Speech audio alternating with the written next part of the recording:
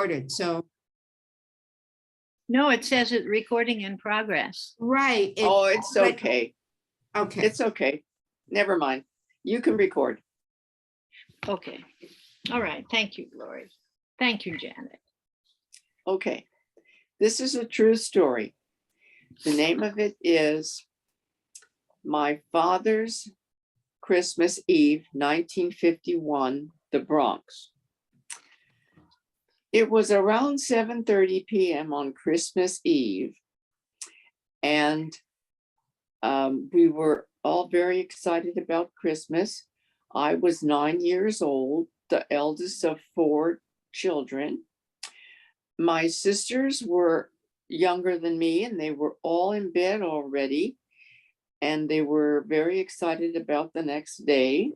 And because I was a little older, I got to stay up that great evening, Christmas Eve. And in the last half hour, relatives had come by with all manner of gifts. They were put under the tree and around the tree.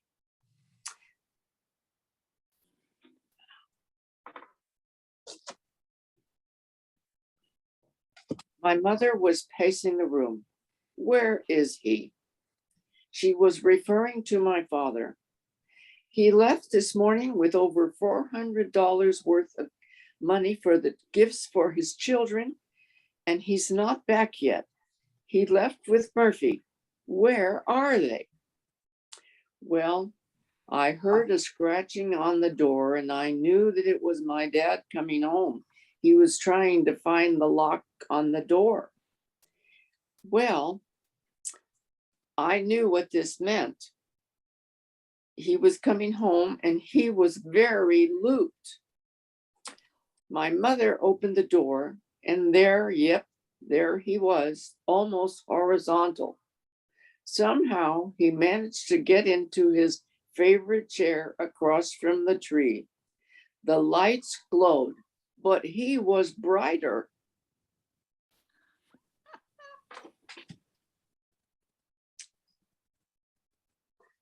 My mother stood over him saying, "Where is he? Where is he?"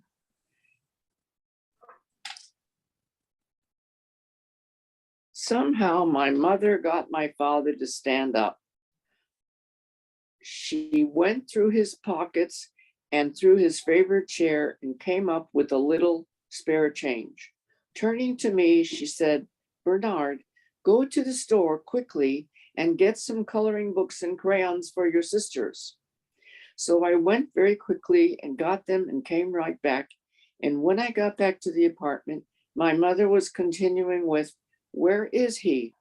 I dropped the books and the coloring and the crayons next to the tree and ran to my room and to bed. The next morning, everything was gleeful. My sisters were ecstatic. I was happy. And my parents, even though the previous night was very unhappy, they seemed to be subdued and peaceful. It was a very Merry Christmas after all. Over time, I forgot that Christmas Eve until 1971. In June of 1971, I was a priest in Minnesota, and I was called home for the funeral of my father.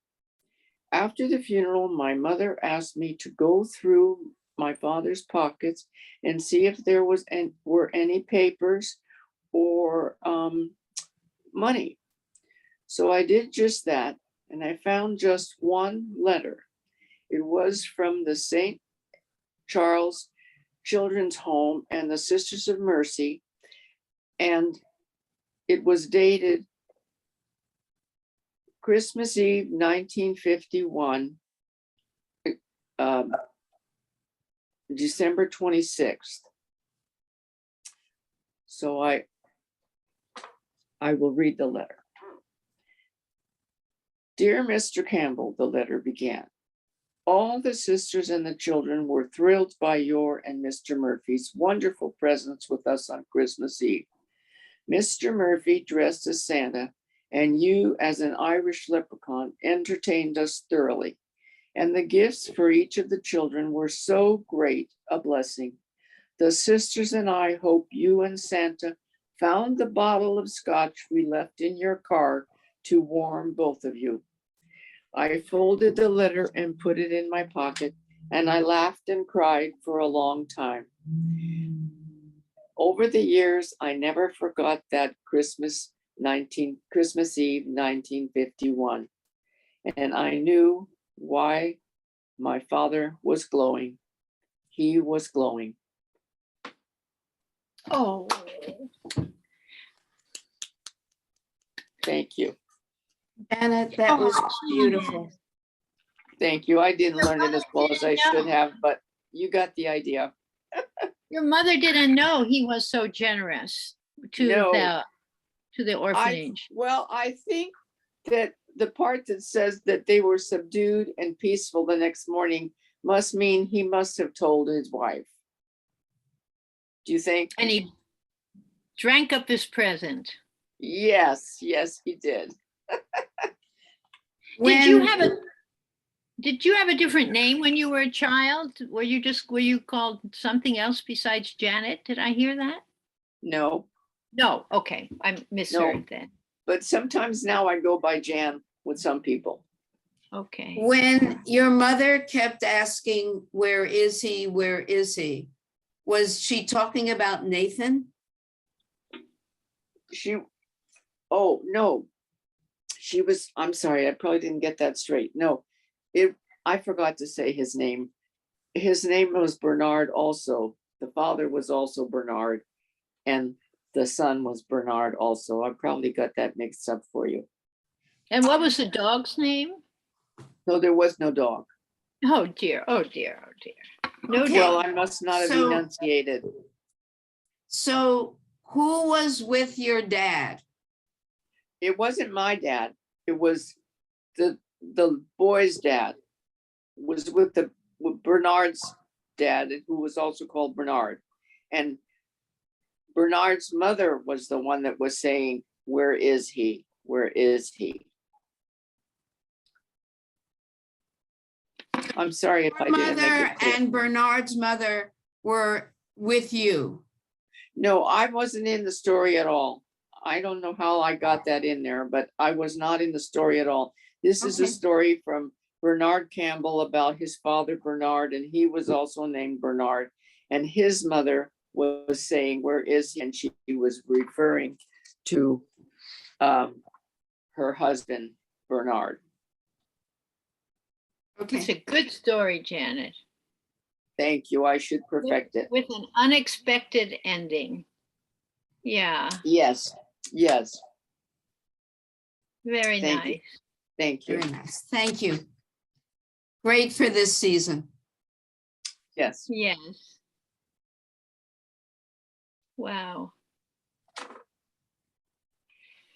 Well, if you're up for it, I'd like to practice this story. Maybe I've told it to you in the past, but it's been a long time ago. This is just preface. We came back from Maine, where we were there quite a long time this summer, from the middle of June to early in October.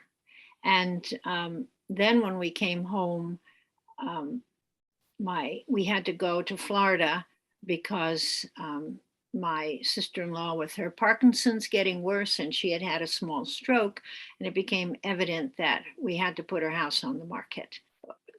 She's a hoarder, so it just was a really big job, and she had to be moved, and we found a good place for her to move. So I've been out of it, but when I came back, I was able to tell stories at my school, 20 classrooms, in October and in November.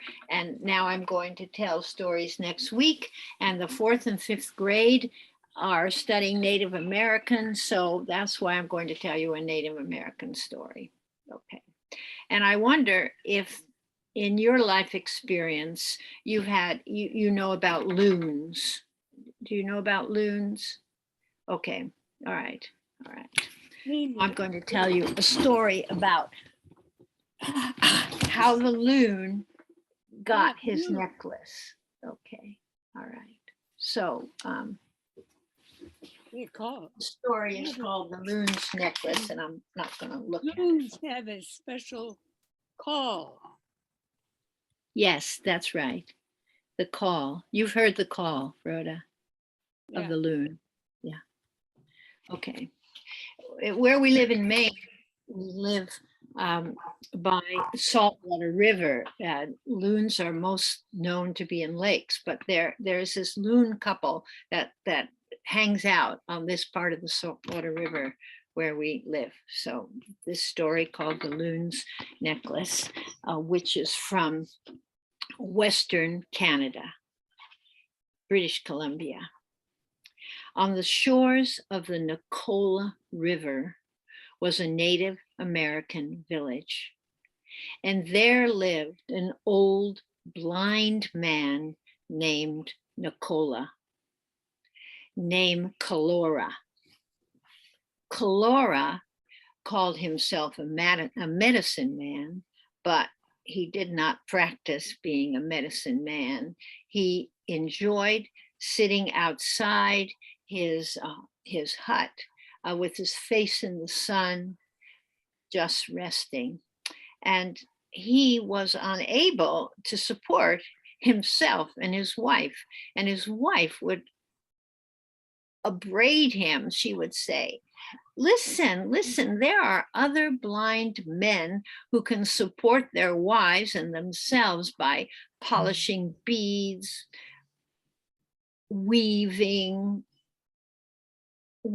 twine, and you just sit there. And if anyone who's already been to every medicine man around for the last in 3 days walk come to you, why, you just tell them, take 4 sweat baths, do 4 of this, 4 of that. Any fool could say something like that and get a little more money for it than you do. But Calora just sat outside his hut in the sunshine, and he did not seem to take offense. Now, a very, very bad winter came to the village, and the hunters went searching for game, and they came back empty-handed. The mothers began to mourn for the lives of their children. There was no food to eat. And the men in the village gathered together and tried to decide if they could take articles of worth to a neighboring village and trade them for food. But Calora said, no, do not send the young men away, because the wolves will be coming into our village. They too are hungry. And they all laughed at him and said, wolves have never come into our village. But that night, all of them heard the sound of wolves howling very close to their village. Calora knew that he had to use his magic powers that he had learned from communing with the nature spirits when he was a youth and had spent much time in the mountains. He didn't know if his magic would work, but he put on his most sacred clothing, including his dentalium necklace, a necklace of white shells. And grabbing his stick and taking his bow and arrows, he went into the forest, following the sound of the wolves' cries. Fitting an arrow into his bow, he fired it while he was chanting his songs that he had learned, 1, 2, 3, 4 arrows, and they all hit their mark. Wolves did not come back to bother people in the village. When spring came, Calora decided that he had to go to his father. He had to find his father, the loon. And so, grabbing his stick, he struggled to his feet and went walking high, high into the hilltops on this spring morning. He walked all day long. And when he could feel the sun hit his left cheek and he could hear the sound of the loons, he knew that he was in the right place.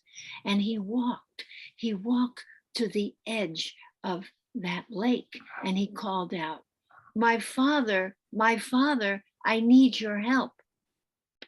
And a loon swam to the surface and said to him, my son, what can I do for you? And Calora said, I cannot see, my father. I wish that I could see. And the loon said, climb onto my back, my son. And Calora did. And he dove with him down deep into the lake and came up again. And the loon said, can you see now, my son? And Calora said, I can see, but I cannot see clearly like men see. I cannot see clearly. I will take you down again, said the loon. And 3 more times he dived down and up, and still vision of Calora was not completely clear. On the 4th dive, when he came up, the loon said, can you see clearly now, my son? And Calora said, yes, I can see clearly now, my father, thank you. And in his gratitude, Calora wanted to give to his father, the loon, his most precious possession.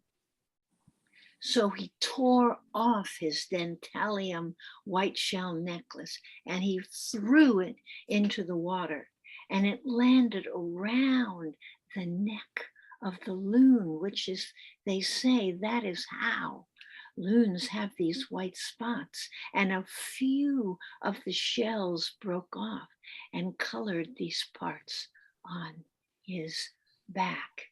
And that is how there was peace in the village from that time on. The end. Wonderful. Wonderful. Very good. Very good. I have 3 Yeah. Native American stories to tell, but that's one. So I've got to work on the other 2. Yeah. You did great. You never find the loon. The I'd loon. catch at least the end of that. Yeah. This is the story of how the loon got the white spots on his neck by given to him by his father, the loon. The old blind medicine man was requesting to have his vision returned. Yeah. A little squeeze, squeak loon there. It makes that, it's amazing. That's not a sound you expect to be made by a squeeze. No. Yeah. The loon makes 5 cries. This is the only one that they put in a bird. I bought it at a gift store in the center of Boothbay Harbor, Maine. It's probably available. And I also have, someone gave me, actually a dear friend. You see this, but this one doesn't have spots. This is this is more the size of a grown-up loon like this. Anyway, okay. So while we're on the subject of loons and the sound of loons, can you explain why when somebody is irrational or understandable. They are called loony. I know it doesn't fit with this magnificent bird. Yeah, that's something to think about, Rhoda. Yeah. Yeah. Well, I remember some years ago, Canada redesigned its coins, and there was some coin that had a picture of a loon, and people would ask, how many loonies does that cost? Ah, But there's no, but I thought the matter of being crazy being referred to as loon was referring to moon, as being affected by the moon, ah, as in the Latinate words of luna, or aha. Well, moons are, people are supposed to go crazy at the full moon. yeah. Emergency rooms are busier at the Yeah. full moon. Yeah. Whoops, I'm sorry, I didn't turn that off. Yeah. Okay. I'm sorry. I tried calling in a while ago, and I just had a long-standing message saying the host will admit you shortly. So Oh, we got caught in I'm- the story. Yeah. so I logged out and tried getting on again. This time it worked, but Yes, good. That was, yes, okay, you and I. Lori, all right, so who would like to tell the next story? So Lori or James, would you like to tell a story? I understand you told a story that for the celebration. yeah, it was one of my mother's stories. I found her a full, I've been pulling together the various storytelling related things from the house in the course of cleaning out many issues. There were several scrapbooks that had things from the Storyland Story League since the beginning, I think before she was in that. And many things through the years, but there are various various folders that had stories that she used and I presume wrote as well. And this is one, since there wasn't any credit on it, I think she is more likely to be one that she wrote about. I don't know if anyone remembers it of her telling in the past, but of the excuse me, of Goggle Eyes the frog, that wanted to be king of the frogs. I won't retell that right now, but yeah, I was very glad to be invited for that and to do it, and to get to try to get that thoroughly off of any written prompts to present a story. That takes more work. That certainly does. You did a great job. Well, thank you. I'm glad you were able to call. There was a lot of good storytelling there on that. It Okay. was. So anyway, this is something a little more, from my life. I might have actually, I can't remember if I told these particular the particular stories incident I'll be telling about in some past meeting that I attended, but thinking about how the holiday seasons have been for me through my life, and just December and Christmas. And I used to get sick a lot, especially in the winter when I was young. So I'd be sick around Christmas time many times of that. So there's a lot of memories that are just sort of blurred from that. And then as I got older, and so might tend to be more healthy, I get involved just performing music and doing things throughout the time leading up to Christmas, so that when Christmas itself came, more often than not, I'd just be sort of collapsing or laying low then. But that I'm just remembering a number of years ago,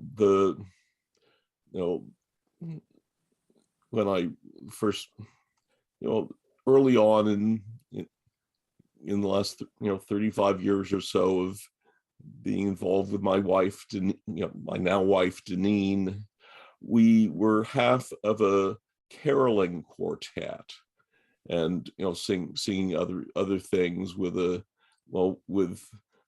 soprano who's a good friend up in Seattle now, and the tenor who's now around Petaluma. But we would actually get hired out to sing at like corporate parties and the like. But we got hired for a number of weeks one Christmas time by Macy's in San Francisco. Ah, And we would, would go there on weekends and sing part, most of the time in the Macy's store on the floor where families would line up to visit Santa Claus on his throne there, and we would sing alongside that to entertain the families as they were waiting, sometimes a considerable time for that. But in addition to shifts doing that of providing entertainment there, Macy's would have us sing carols out in Union Square, just across the street from their store then. But that one of the times that we would, several of the times we would do that, there'd be a panhandler out there, give his name as Russ, and say he used to be a professional hockey player in Canadian leagues there, but he would just go on. And I think is what proved, we found first one time someone came up and said, "We want to hear your music," so we paid him to go away.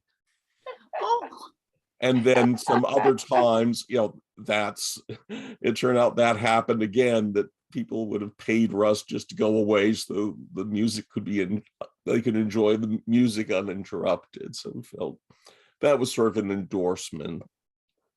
But when we'd, it was hard work doing that much singing a day outdoors and then indoors.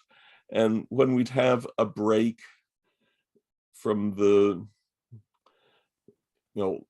caroling in the line of everyone waiting for Santa, adjacent to that whole area was the furniture department. And we would just sit on the sofas for display. And there was one sofa that was particularly colorful and very comfortable. And, and Deneen and I decided we'd buy that sofa because it was we just felt so at home on that sofa, and we still have it in the living room of our house in San Mateo all these years later. But the brand, the design of that sofa, the brand name, the name for the design of it, I forget who the maker was Zorba.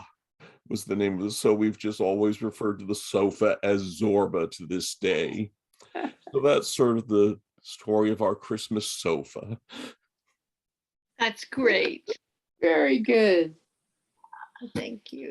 Yeah. Yes. Oh, Wow. memories. Wow. They make such beautiful stories. Thank you, James. I'm saying that, just there's a lot of Christmases that I just have no memory of at times of things, as I'd either just be so exhausted or just be too sick to have done anything leading up to it. So, but it's sort of like, around the time that we were singing with this, we also sang at the Dickens Christmas Fair in San Francisco, and some years around that time, Deneen's teenage son Max, who's now 50, was the two of us had been going to historical dances for we did a lot more dancing before I started playing music for those events in a few years after that. But we had gone there at, the one time she decided to take her son to Dickens Fair just to see what that was like, and said, now just put on, got him dressed up looking Victorian, saying, trust me, this will look just perfectly, and took him to where the dance hall was there and left that. And afterwards he was saying, you two have been holding out on me. Is this what you've been going out to do? And it's a chance where I could just go up and, hold a girl close and spin around and experience centrifugal force. You mean I could have been out doing this? Oh, he loved it. Yeah. Oh, And then later, I think in the next year he slipped and fell on a stairway at school, and had to have a broken bone healed, and he asked the doctor, how long will it be before I can waltz again? And he said, I've never been asked that question by a teenage boy. But that's, anyway, those are some memories I still have from. those are wonderful. Great. Does he dance now at 50? That's a young enough age. Yeah, well, no, he's been more away from that his wife, for sometimes, that had been involved with the fairs, has had health problems, and they've not gone out to do that sort of thing much at all. But he danced wonderfully. A lot, anyway, but that's the. Very good. Two wonderful memories. Yeah. Yes. Lori, were you going to share a story with us? I do have a story. If you want to hear it, I'll be glad to tell it. If not, I understand. I want to hear it. Okay. The name of the story is Turkey Trouble, and it is written by Wendy Saldarno, and it's a children's book. Turkey knew he was in trouble.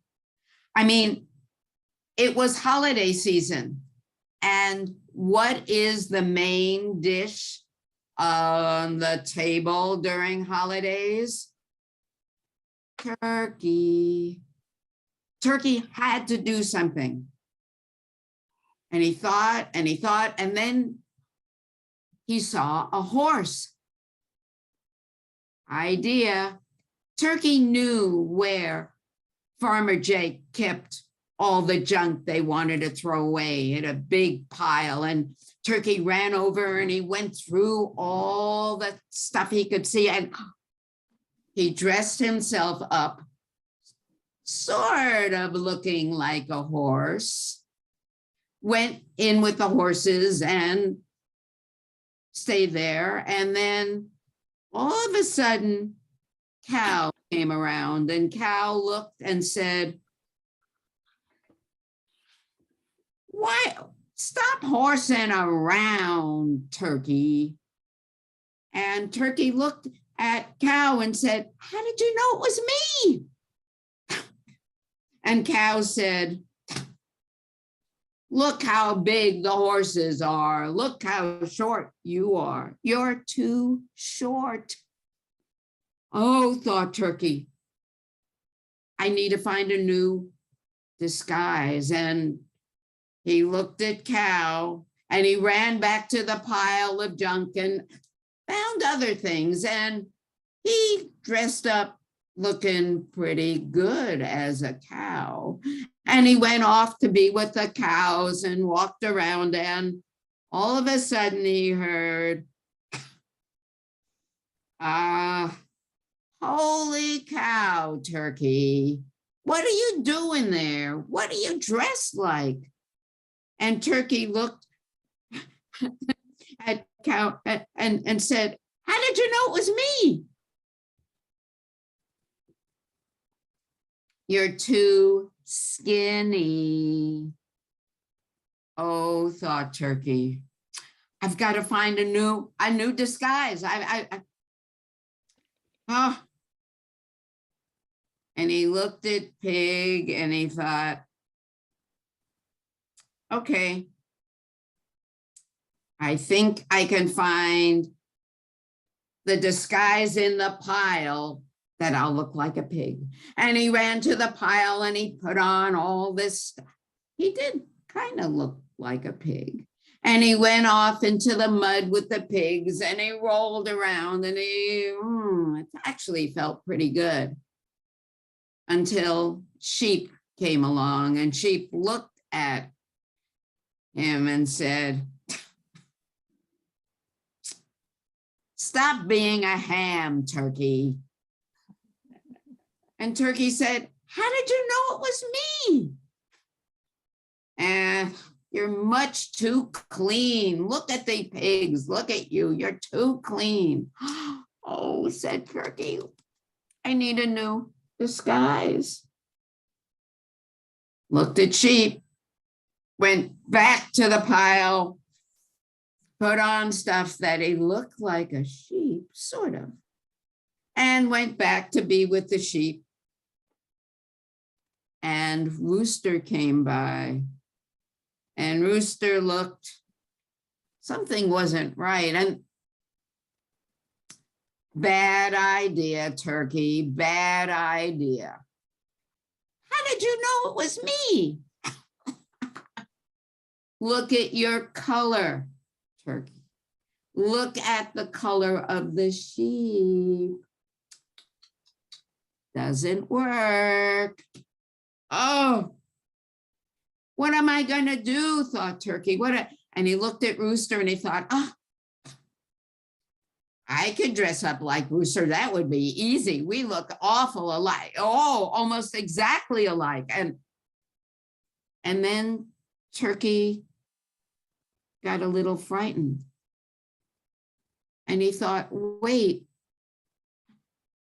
could Farmer Jake want if he can't find a turkey, will he want a rooster on the table? Oh, I need to do something to save Rooster and me. What am I going to do? And just then he heard Farmer Jake calling, Turkey, where are you? Turkey, turkey, turkey, where are you, Turkey? And Turkey ran and ran and ran around and hid and finally ended up right outside the window of the living room of Farmer Jake's house. And Farmer Jake's wife was saying, Farmer Jake, where is my turkey? Get me my turkey. And Farmer Jake said, I can't find him. Well, then get me a rooster. And Turkey thought, oh, what am I going to do? And then he got an idea. And he went back to the garbage pile. And he found himself a cap. And he found himself a box that once held something to eat in it. And he went to the front door and he rang the bell, ding dong. And Farmer Jake's wife opened the door and looking down, Turkey said, pizza, here's the pizza you ordered for holiday. And Farmer Jake's wife turned around and looked at him and said, did you order pizza? And he said, no, but it sounds delicious. And so they took the pizza, and that is what they ate for the holidays. Pizza, pizza, pizza. And Turkey and Rooster had another year to live peacefully and happy. Oh, Very good. Thank you. Well told. that was clever. That was, I like, it had a little bit of funniness in it. yeah, It also had saving a friend, which, yeah. are good things for kids to hear and learn about. Right. Very nice. I have a question I'd like to ask you. For many years now, I've been telling a story at the Christmas Eve children's service at my church. I have told many nice stories over the years. And the one I told last year, well, the last 2 years, one was the story of Bridget's cloak, an Irish nun. And the other one, the year before that, was actually written by Leo Tolstoy, called Papa Panel's Christmas. So I have by and large exhausted my repertoire of Christmas stories. So I talked to the priest, and I had 2 suggestions for him, but he wasn't too fond of them. So he found a story for me called The Message of the Birds, and I can learn it. It's not that long, but it doesn't thrill me like some of those other stories did. So I'm wondering if you have, I mean, there are not many children who go to our church. It's by and large an adult congregation, and the only 2 kids that I know of are his. So I'm asking you, if you had any suggestions for a Christmas story. I've told stories from Ruth Sawyer, a lovely story. Anyway, I'm open to hear what you have to say. The whole story in Luke of, Jesus being born is a very nice story, but that is not one that I tell. It's going to be covered elsewhere in this. Yeah, that's the word, covered elsewhere. So, Yeah. Okay, Doris. Yeah. I don't know. I'm Jewish. And so the Christmas, are you looking for a story that is definitely the Christmas story? Or, okay, like the story last year was about kindness. There is a story in this book I have called Jewish Stories that was written by Isaac Bashevis Singer, Singer, very Right. famous Jewish writer. And the story is the cat who thought she was a dog and the dog who thought he was a cat. Okay. It's a story about a poor peasant named Jan Sekba, and he has lived with his wife and his 3 daughters, and they really had nothing, but they did have a dog and a cat, and the dog and the cat had never seen another dog or cat, so they kind of thought, the dog thought he was a cat and the cat thought she was a dog, because and when the dog barked, the cat tried to bark, and when the cat meowed, the dog tried to meow. And anyway, and nobody came. Everyone knew they were poor, and no merchants came around. But one day a merchant came by mistake and laid out a bunch of stuff on the table. Oh, the girls, everybody was happy. It would, even though they were very poor, they were very, very happy. And the merchant had a mirror, and they had never seen a mirror before. And the mother loved the mirror, and the merchant agreed that she'd pay a little bit every month when he came, she'd pay a little more for the mirror. and gave them the mirror. And the mirror changed their lives. I mean, one daughter saw her nose was too long. Another daughter saw she had freckles all over herself. The mother saw she was missing a tooth. The cat saw a cat for the and tried to, and the dog, and they became very, very unhappy Oh, a household because of this mirror. And finally, the farmer, the husband, the dad realized how bad the mirror was, and he put it away. And when the merchant came, he gave the mirror back to the merchant. And that was that. And the end of it is the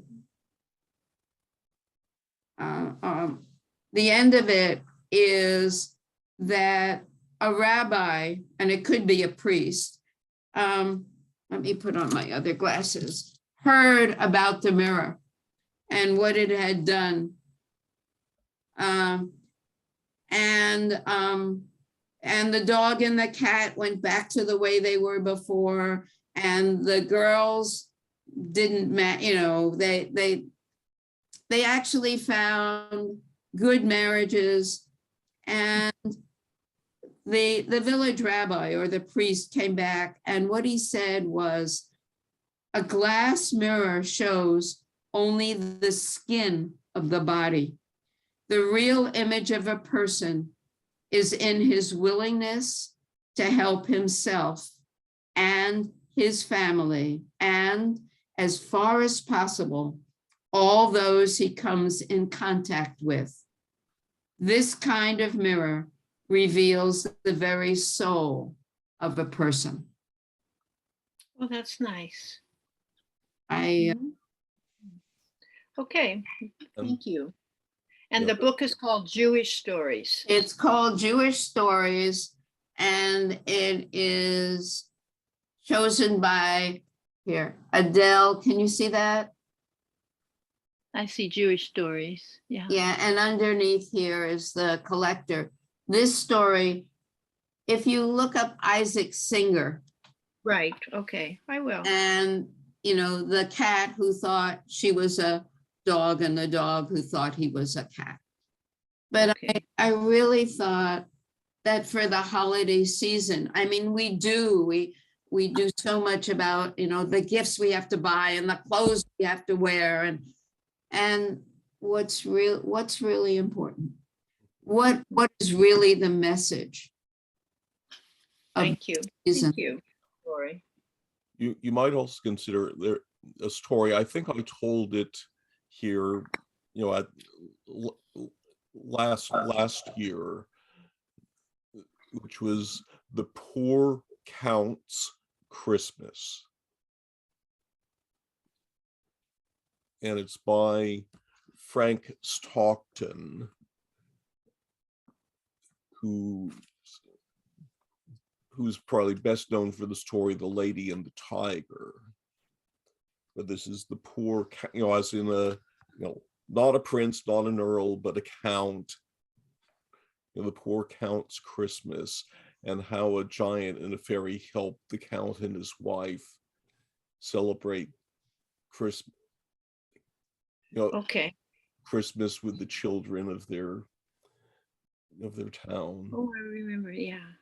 Yeah, and it's about a 12-page story in the book.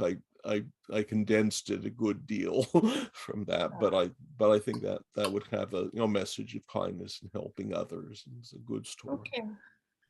I think I'm And it may sort be of available online because out of copyright. So it's okay. All right. Well, thank you very much. I think I'm going to have to tell the message of the birds, which is a very sweet message, that Jesus is born. But I'm going to get ready for next year, see the Lord willing, and the creek don't rise. That will still be around telling stories. Okay. Well, thank you, thank you, thank you. May I ask a question? It's not to Sure. do with storytelling. How are your twins? Oh my goodness. You know, they're now 4.5. They're going to Yes. be 5, these identical boys, in March, and they are looking more and more alike. I mean, I could tell them apart, but I'm having a little trouble. Their mother's been most cautious, my daughter, and they did come to Maine this summer, so I saw them for a couple of weeks, and that was very nice. So um, I'm looking forward to going to their 5th birthday party. And yeah, they're doing good. They want to be pirates for Christmas because they wanted to use their wooden swords.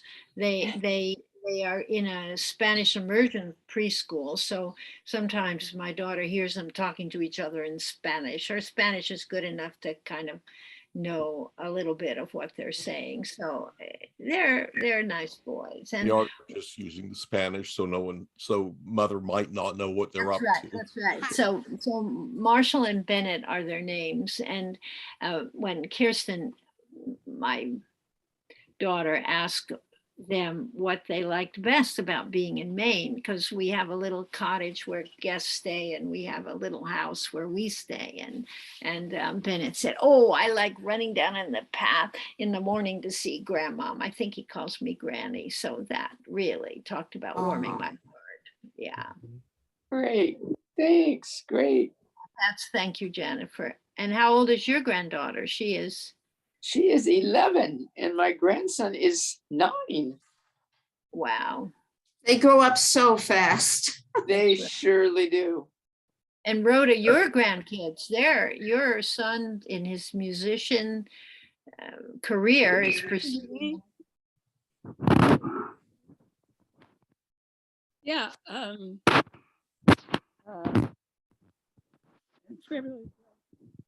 My grandson's presence, and these days we would have some breakfast together, and he would go back to his room. Can you believe it? He would go back to his room to work on his computer, and then we would get together.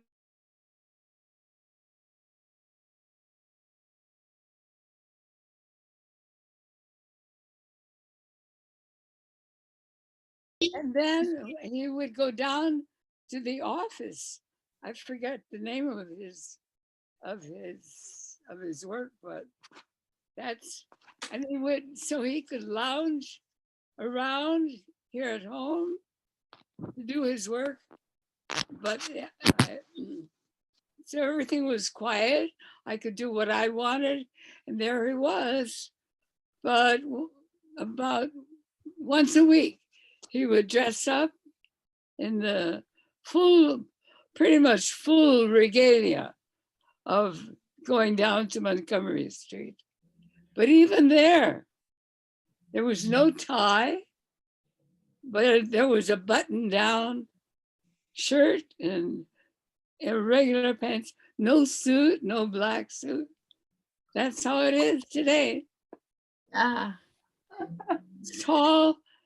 Of course, to me, he's very handsome, and he works out. Yeah, he includes a workout. Does all those exercises. That's how it is. Wow. That's great. He's 26. Can you 26. believe it? He's 26 years old. Your grandson is 26. Wow. Yeah.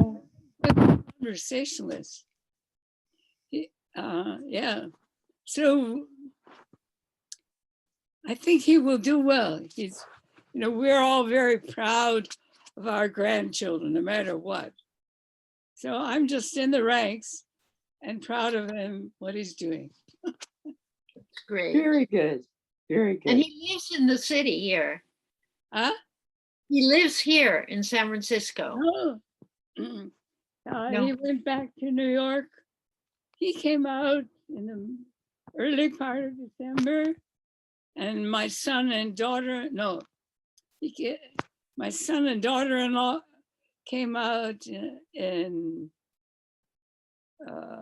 beginning November, and Alex came about a week later, and he stayed until just about a week ago, and then went back because his real house is back in New York. And that's another sign. They're jumping around all over the place, you know. They hop on a plane here, they hop on a plane there. Makes you dizzy. Do you have grandchildren, Lori? I do. I am blessed in that way. That's Very nice. good. Well, Good. this is the first year for my grand nephew. My brother's daughter had a baby early this year, and Oh. we should all be gathered at my parents' old house, you know, after Christmas. So he's still another generation will experience a Christmas in that house. Nice. May Wonderful. not remember it, but Yeah, That's wonderful. wonderful. Are you keeping the house, your parents' home? no, we will be selling it. There may be some extended family members who want to acquire it, and there's a neighbor of ours who is interested in getting it as an investment. So when we come to sell it, it may be possible to do it at a good enough price without fuss. But there It is just over 70 years of stuff that we're sorting out there, and there will probably be an estate sale at some point, and we keep trying to find places or people that might be interested in some of the really eclectic stuff my parents have. So there's just more things than either of us wants to save and keep, and there are just so many things, even just of, you know, boxes and boxes of slides and photographs and home movies and the like, to provide memories of things. You've been able to find a way to do a kind of sub sorting that you can collect, you know, one particular genre and Yeah. put it aside for later on? Well, Or that's how find we ways to move things around and they can't undertake it later.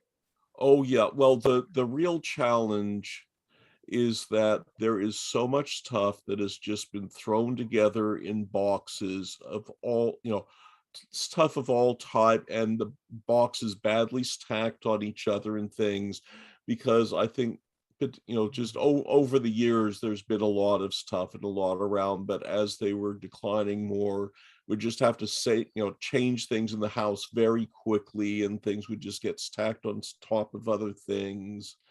I remember some years ago getting a lot of very sturdy bankers boxes for them to use to sort and keep things in. But my dad never liked to put lids on the boxes because he wanted to see right away what was in the boxes, but that would lead to, once they were stacked on them, they would just sort of nest and settled in. And, you know, just going through boxes, sometimes I find a bunch of mild papers and things just wedged in between other things in a given box. So it's been a matter of, and it's sort of a Jenga, just getting through, playing Jenga of trying to pull out a box to sort through without sending other things falling down. So it's been a challenge, but I found that, you know, things I had no idea were still around, or things like, you know, programs from performing in New York City, you know, in Manhattan during the years I lived there, and, you know, Carnegie Hall programs from when I sang with the chorus there several times. But there were things, so it's been a lot of surprises, and been trying to, so but you just never know what we'll come across. I came across a box of really old things from when my mother was with the PTA at our old elementary school in San Francisco, Columbus School, which hasn't been Columbus School for about 50 years or so, because it got repurposed, it was no longer an elementary school. So, and some make a suggestion of, seeing if some of the things that are there would be of interest to the Western Neighborhoods Project, which has a lot of archival things, or websites or podcasts or programs. They've also, I want to see this may be of interest in San Francisco, that they've, a year or two ago, the Cliff House closed down. That's right. And there's an auction of a bunch of things from the Cliff House, and this historical group managed to bid on and acquire a number of things from there. And they've got permission to open a temporary museum in the gift shop that was connected to the Cliff House, of things from that area. I haven't been there to see that yet, but I think may go and talk to them about things that might, for my family, it might be of interest. Wow. Big job. Big job. Well, if we meet again next year, doesn't that sound horrendous? If we meet again here, Yes. it would be the 13th of January. And I don't know, if it looks like there's a buyer for my sister-in-law's house in Florida. It happened rather quickly. And so I know my husband will go back, and his birthday is about that time. So I suspect I'll still be here, but I may not. So thank you, Lori, for taking care of everything. And I hope It's the good rest- to see you. It really is, Doris. It really is. We missed you, Doris. Yes. I thank you, yes. and I truly, honestly, sincerely missed you all. Yeah, and I'm so glad to see you, Rhoda, looking so perky. Uh-huh. Yes, Thanks. yes. Happy And I'm New just Year. wondering if maybe in January, our Golden Gate Center would be open. The only reason I say this is because where I used to go folk dancing at the Harvey Milk Recreation Center, our class is going to meet in person on January 12th. So maybe if one is opening, the others may follow closely behind. That's encouraging. It's been, Yes. You live in the East Bay, though, don't you, Lori? Where do you live? Do you live in? Oh, San I live down in South Bay. Yes, South Bay? I cannot handle any of the San Francisco meet in person things, but if Okay, you would please just keep track of the senior center and when it's going to open. If somebody would take charge of that, that would be wonderful. well, I can. I will keep calling them.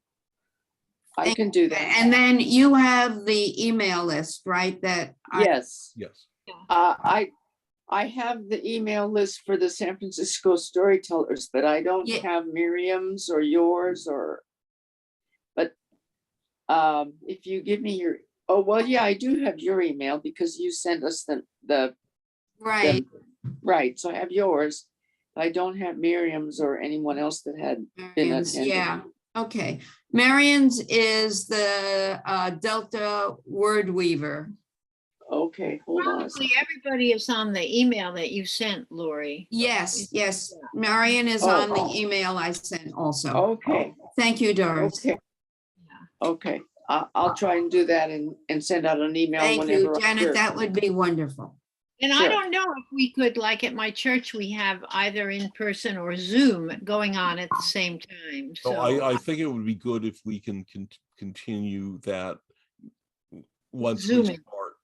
we start meeting in person. yeah, it feels safer with Omicron around here. Right, right.